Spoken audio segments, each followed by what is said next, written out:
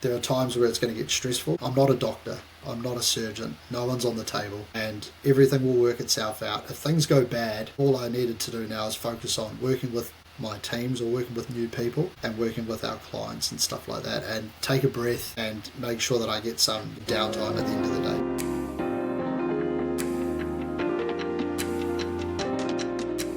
Hello and welcome. You're listening to Constructing Mindsets. I'm your host, Vincent Saunders. This is all about changing the way we talk about the construction industry. Whether you're on the tools or supporting others behind the scenes, we are hearing from the people who are shining their light and making a difference. Thanks for joining us. Let's get into the episode.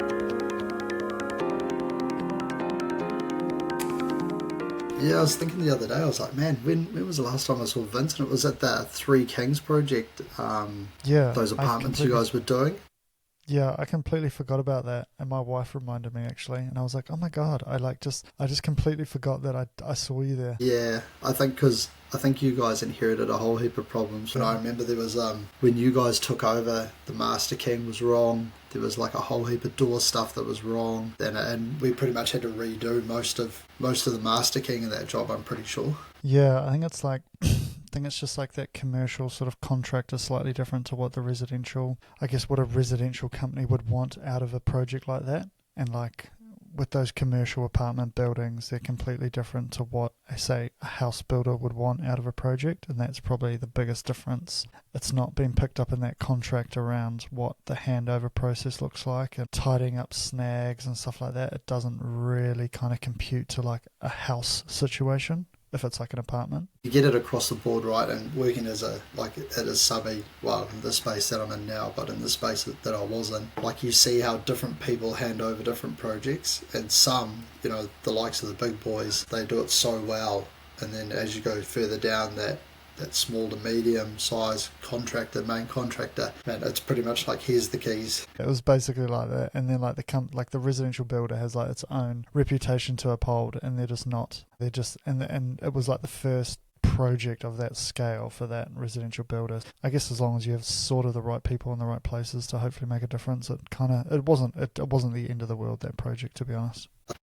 Thanks for coming on. I kind of thought it'd be cool to talk to you, to be honest, because I've first met you probably, like a long time ago. We did mental health hospital in Takapuna there, and then to obviously see you now as a operations manager for a completely different trade in the industry. It's quite a journey. Yeah, it has been quite a journey, I guess. That would have been 10 years ago when we first, probably a little bit longer actually.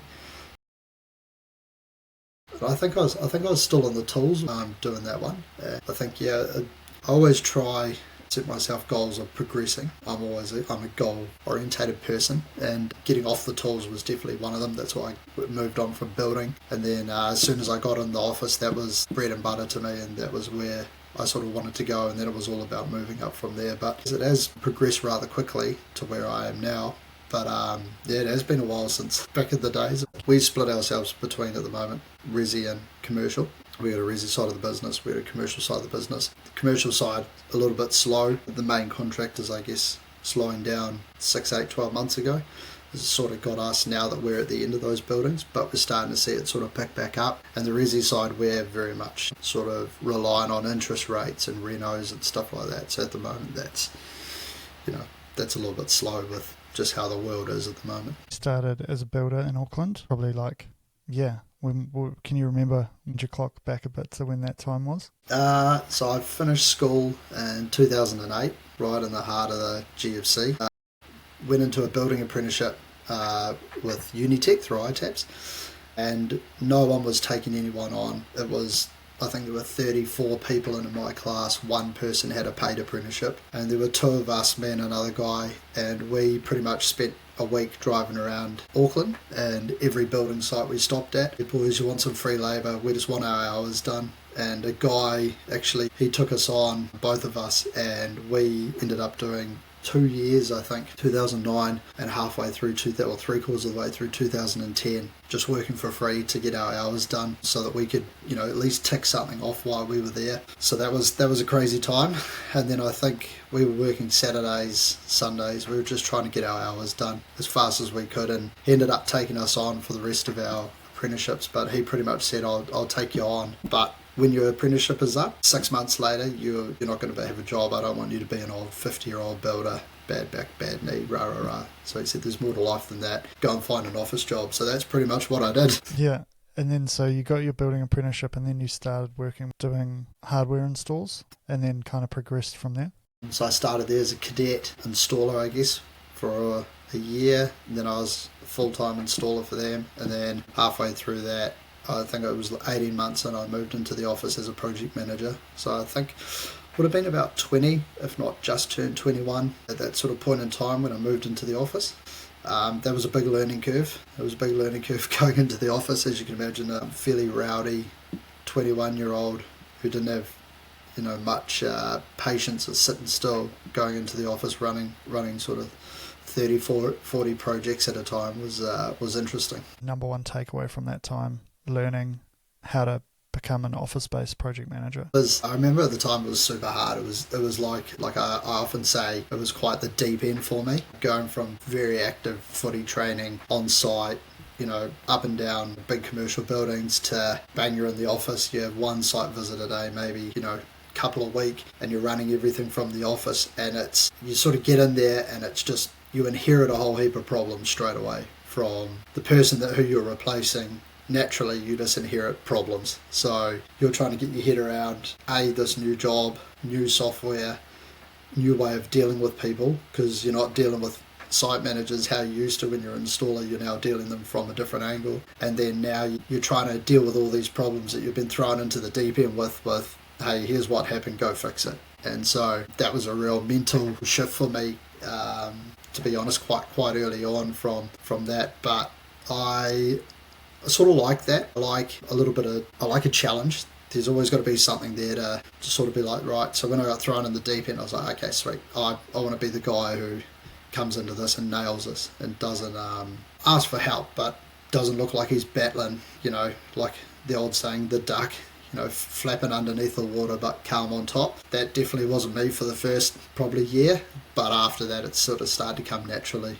But yeah, it was a big shift. And what's can you just talk through maybe a challenge? Like, I don't know, it might be hard to remember because it's so long ago, but like one specific challenge that you faced that you had to overcome quite quickly and then maybe that changed your mindset on how you approach challenges. So I always tell my team now, we've got a few young people in my team, and I always say, like, the one that comes to mind was we're doing a sky-rise building in town for a contractor that's no longer around, but the site manager was like 60. He was an old dude, like been a builder for years, been a site manager for years, and there was a problem with the doors, and I was going to site and I was like, mate, your doors aren't hung, they're not straight, they're not this, they're not that.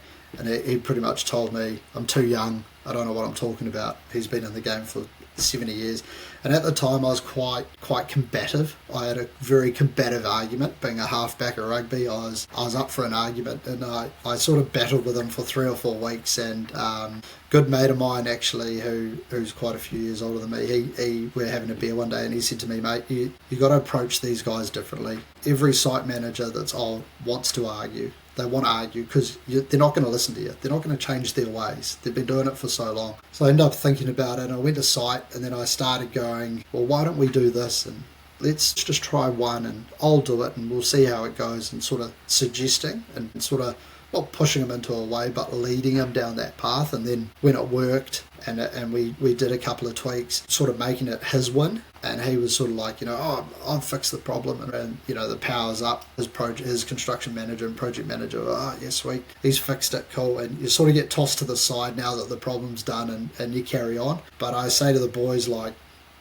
the thing is, when you're dealing with people who are different, if you get on site and you get in front of people, and we used to have a sales manager who was very good. He used to say to us all the time, us young fellas, go to site, get in front of these guys, don't turn it into an email war, build a relationship, but get on site. And 100%, if you can get on site in front of anyone, you can almost solve anything in a amicable way, rather than the phone and the email battle. There's nothing worse than sitting at your desk and 50 emails come in, and it just gets out of hand. And that was a real adjustment for me of, okay, I got to learn not to just throw the kitchen sink out, throw the toys out of the cot and lose a plot. That's not going to achieve anything here. Let's go to site, sit down, let's meet in the middle somewhere, and you can have a win and I can have a win, and we can both. Yeah, no, I think it's good you talked about like suggesting something. I find like if there is a problem on site, having a discussion with somebody and then potentially suggesting a way forward is a lot easier than just kind of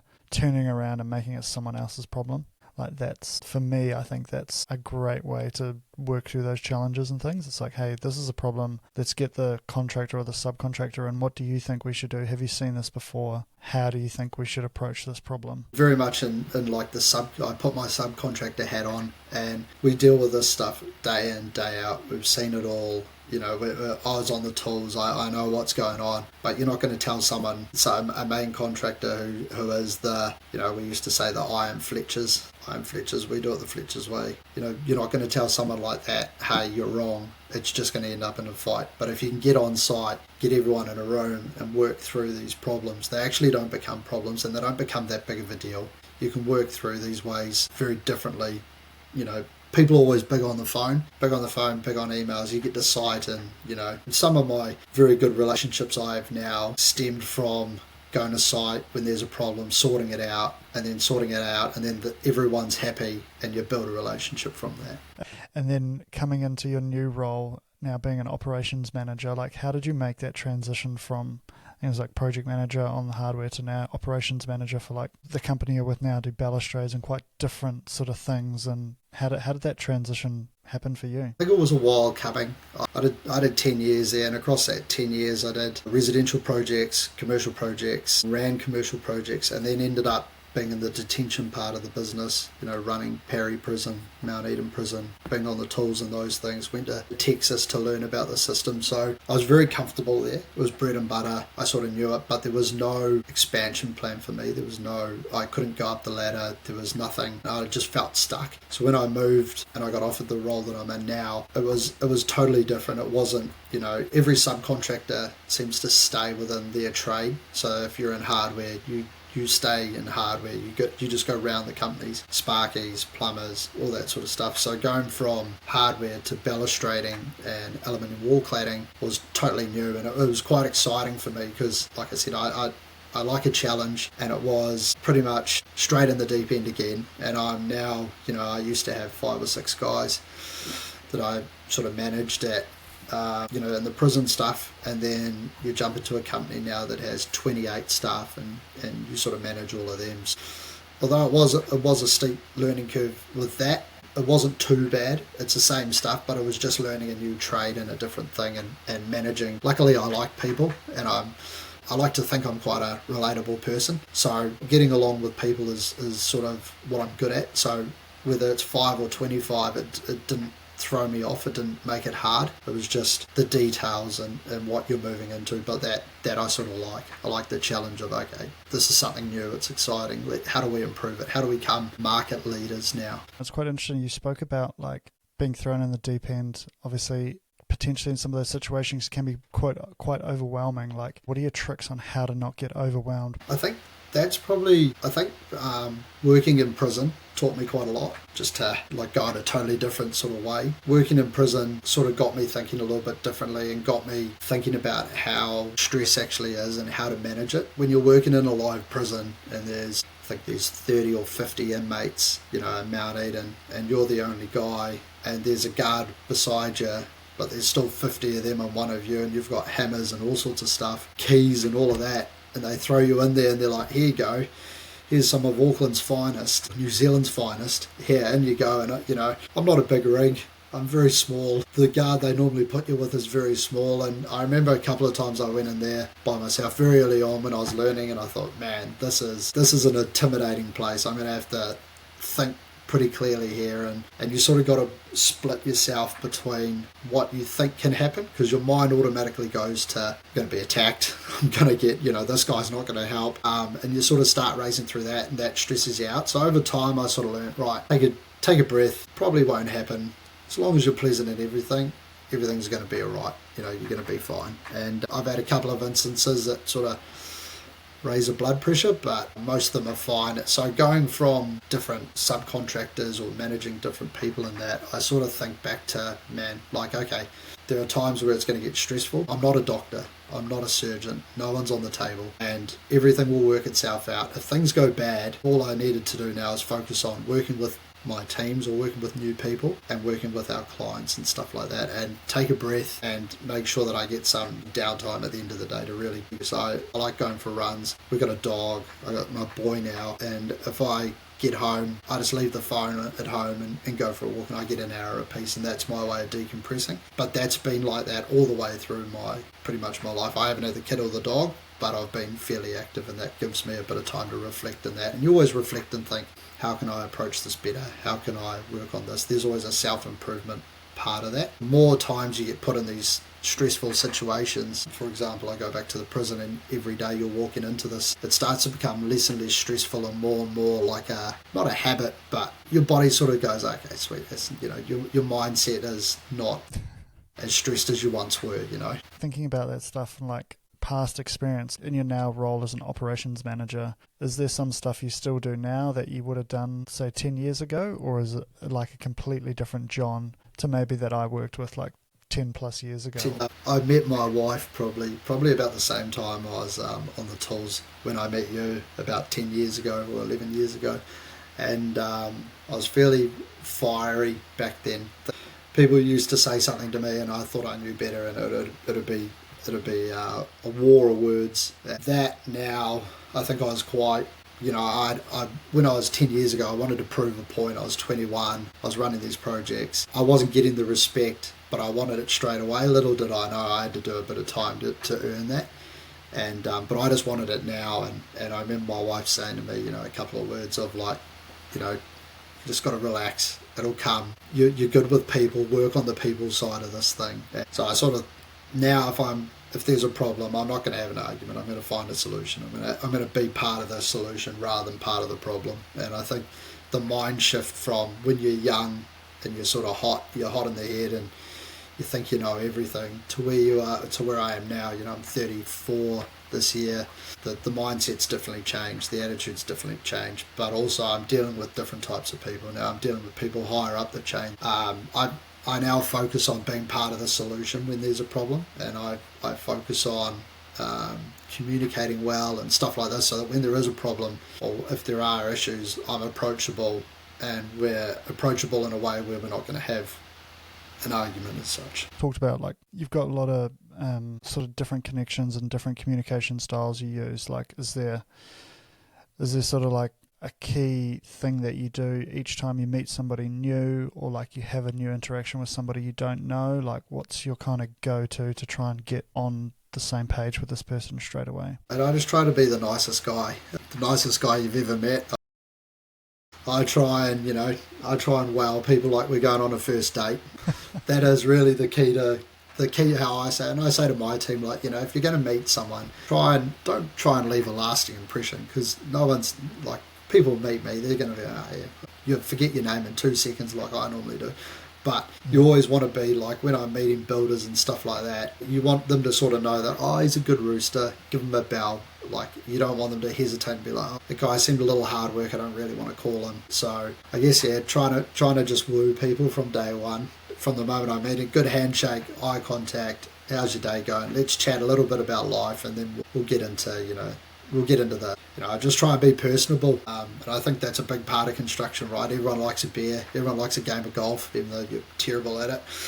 But everyone likes that sort of stuff, and that builds relationships, and I think that makes you more approachable and easy to work with. What kind of people do you like to try and surround yourself with in the industry? I try and surround myself with as many people as possible, to be fair. But, it's mainly, I don't know, people who, I've got a lot of good friends in the industry that they're not trying to change the way the industry is.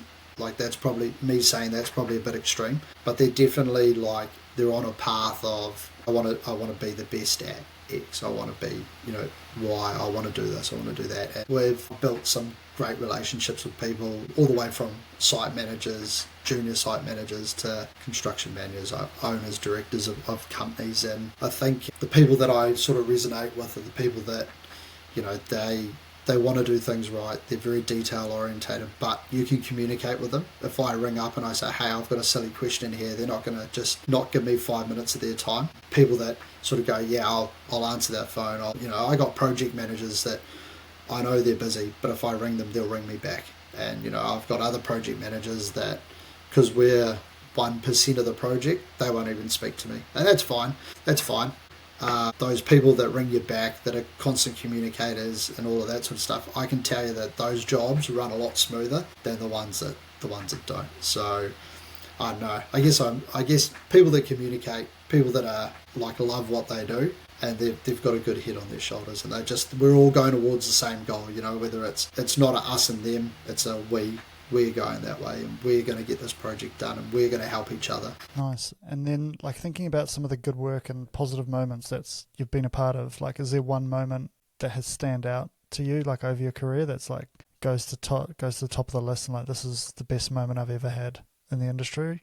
There's been a couple off the top of my head. One probably earlier this year or later last year. We got one job in Hobsonville with them, and I think we did a very good job, and that led us to getting a job. They actually said to us, we want you guys to come down to the Hawke's Bay and do our new job down there. So we went down there, and on the back of that we won probably one of their biggest, their marquee one there. And I think we installed this great big, it's 8 levels up, 8 bay louver roof, and the design and everything and the coordination that went into it, the whole building was it was very time consuming. It was over 2 years, and standing up there when it was done and the balustrades were on, the louver roof was on, and I thought, man, this is pretty cool.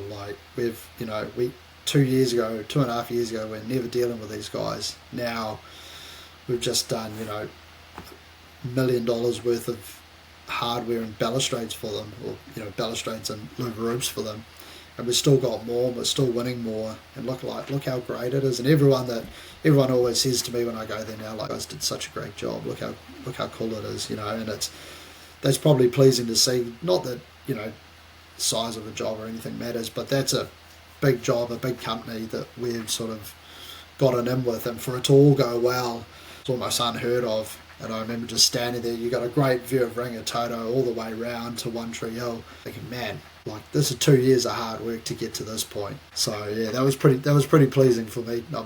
I had a couple of sleepless nights with the louvers, but it's nice when it all comes together and you're standing up there looking at. You're obviously an operations manager now. What's next for you, or where are you going to next, or what are you looking to next? I mean, there's ideally, I just want to continue to grow and improve. And we got a great company. We got all the right people. It's probably talent wise, well, not talent wise, work ethic wise, it's probably the best company I've worked for. Everyone's there to help. You got a problem, I got a fantastic install and manufacture team. Those guys are probably the best people in the world that I've ever worked for. If they, if I say to them, we're pushing, they'll work Saturdays, Sundays if I ask them to it. And they won't complain, which is almost unheard of. Not that I try and do that a lot, but they wear their heart on the sleeve. We're the brand, they are the brand, and I get the pleasure to sort of manage them, I guess. And I think if I can stay and grow in the same company, then fantastic. And that's really what the next thing will be for me, growing the business. Obviously we've got a sales team and everything like that, but getting out, trying to grow the commercial side of the business. So hopefully in a couple of years, maybe GM or something like that. That would be the next goal. I mean, I'm studying my university to become that, and the owner's definitely putting things in place for that to become that. So that would be the next goal. With that company that you're talking about, how do they get to, or how have they got to a stage where you're saying these great things about them and they have such a great culture and a great team in there? Where does that all start from? Man, I mean, we went through a rough period. We've been through a rough period of hiring a couple of winners. That did no help to our company culture or anything like that. But thankfully, we sort of turned the leaf and we've got the right people. But I think, it all starts from our design team, our manufacture team, our install team. Those boys on the floor through manufacture and install, they've probably got the best culture out of any sort of team I've ever been involved with. They laugh, they work hard, they enjoy, we call it chicken. They love to have a feed. We used to do a lot more. We haven't done it the last couple of months, but every sort of second Friday they used to go down and have chicken and soft drink and then, take off. And it just built their culture really lovely, and that sort of stemmed upstairs into our design team. We now have two real strong designers in there, and then that with the QS team and everyone up there, our sales team has really built a great culture. But I think it all starts from the people on the floor. If they're happy, sort of works it all the way back up the top. And I think getting buy-in's quite easy from them. They just love what they do, they love the team, they love the people they're surrounded by, and they love the work. So it sort of makes my job a lot easier trying to manage them. And we've got some great people in great roles that do manage them. We've got a factory manager who's fantastic. We've got an install manager who's great, and they all treat each other like they're the same. And then we've got a sales manager who runs our sales team, who's a typical sales manager, right? He's bubbly, he's happy, everyone loves him. And I think that drives a big part of our culture. We're not a massive team. We're 25-ish to 28, and when we bring subbies on, we're above that. But they're most of our company down there, so they drive the culture. And then, speaking about growth and culture and things, looking back on your time as a builder, and then looking ahead, potentially, what are your dreams for the industry in the next, 15 to 20 years? What do you want to see happen in the industry to make it a better place? I like working on projects that have got quality. You only have to look at what Ockham are doing with their projects that are just, mind-blowing. That every project they sort of make is in the paper, or, Hawkins at the airport. Those sort of projects are fantastic, and I think if we can build more of that sort of stuff, where less of the race to the bottom sort of pricing. Now especially we're noticing a lot of people are just pricing jobs pretty much at even, and that's not going to give you quality. That's not going to make anyone happy on site. That is just, there's only a couple of delays from that turning real bad. So my hope is in 10, 15 years, something like that, we can get that on the right track, and that's going to grow. That'll drive profitability. That'll have happier people. That'll drive happier subbies doing jobs where you're making 1 or 2%. Not fun for anyone. I can imagine. I haven't done it, but I can imagine there's a couple of sleepless nights in that. So if we all work together, now I'm talking bigger picture. If we all could work together and all get along and all price things right and what they're valued at, and it wasn't so expensive, we'd be on the right track, I think. What's the grand plan there? How do you get to that stage? I know you probably don't have the answer, but it's kind of good to talk about, to have this grand plan of here's the goal, perfect situation for construction. How do we get there? Yeah, I don't know. I think I'm just talking from a subby. I don't know, main contractors, They have their own life, but we price things competitively, but getting squeezed on jobs and stuff like that, you're never going to build a good relationship or anything like that when you're, like I said before, when you're doing things for pretty much for love. But I don't know. I think the subcontractor, main contractor relationship, there's some good ones out there, but there's also some ugly ones. There are main contractors that are around that we don't deal with because of that.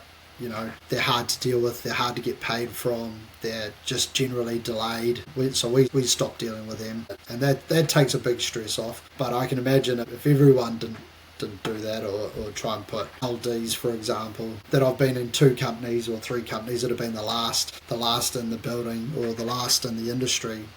Before you hand over keys, the threats of LDs and stuff like that's got to stop. If your project's 6 months behind and you're trying to put LDs on the carpet, the balustrade, the hardware guys, man, you're not creating a good culture. You're not creating anything, and I think that might be one step of the way to go in there, hopefully. Yeah, and you mentioned some good companies, some good contractors, and what they're doing to build a good relationship. What are they doing that maybe some of the other main contractors aren't doing that you want to go and work for them? I think they just have enough staff. Understaffing, some main contractors have one site manager for a $40 million project, and he's across everything. They have one project manager, and you just can't get a hold of anyone. They take forever, and those are the problem jobs, right? If I look at I joke with them that they've probably got more people than the government at most points on St. John's, but they've got enough people there without overstaffing it. They all know their role. They all work together.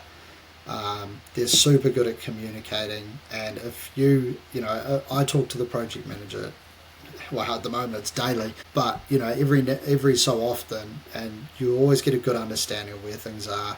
They communicate well. Even if they don't hit program, they're not pointing the finger at you to work, through the night to get it finished. And they seem to have the best subs morale. I'd say like site morale. You go to site, everyone's generally happy. No one's sort of stressed, or there's going to be those stages where you're handing over, but everyone sort of wants to work for them.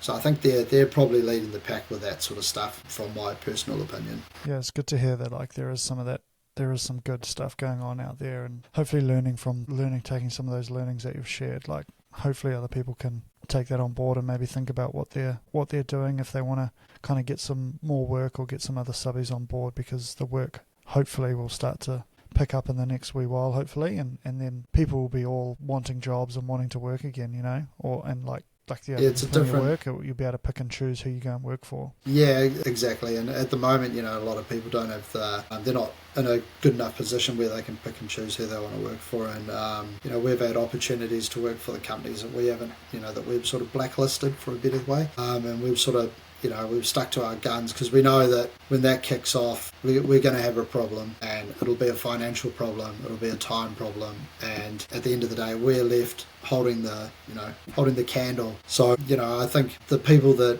have good relationships and stuff like that, and they work on those relationships, it's more help than hindrance.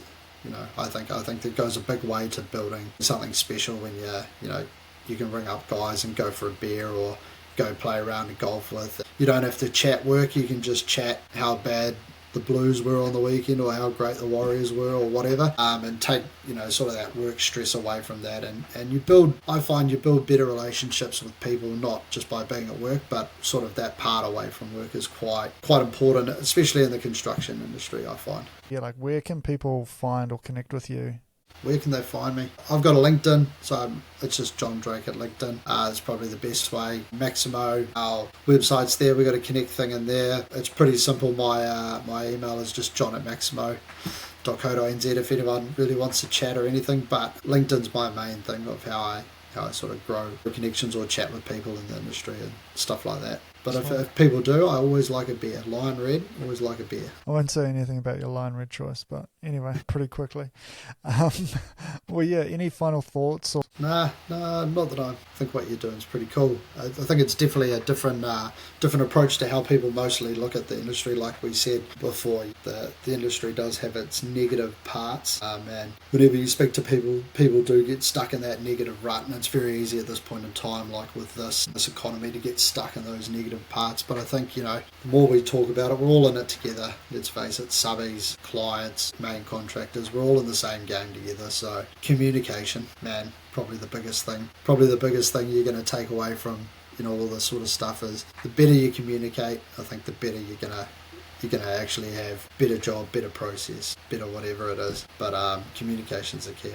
That's it for today's episode of Constructing Mindsets. Remember, every conversation is a chance to shift the culture of construction. Reviews are always appreciated. Until next time, take care and keep showing up with good energy.